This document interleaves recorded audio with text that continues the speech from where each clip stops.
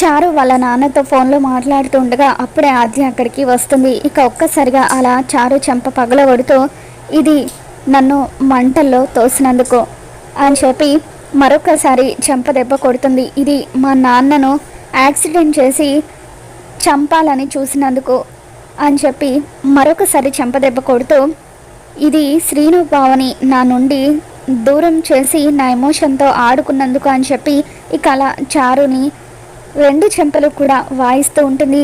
ఇక ఆద్య మరొకసారి చెంప దెబ్బ కొట్టబోతూ ఉంటే ఇక చాలు ఆద్య అని చెప్పి ఇక అలా రెండు చెంపలు పట్టుకొని చారు బ్రతిమలాడుతూ ఉంటుంది. నువ్వు ఇంత చెడ్డదానివని తెలిసినా కూడా ఇంట్లో వాళ్ళెవరికి నీ గురించి నేను ఎందుకు చెప్పలేదో తెలుసా?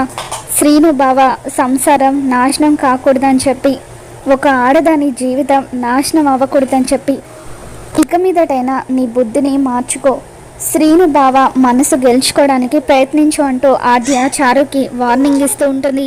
వీడియో నచ్చితే తప్పకుండా లైక్ చేయండి.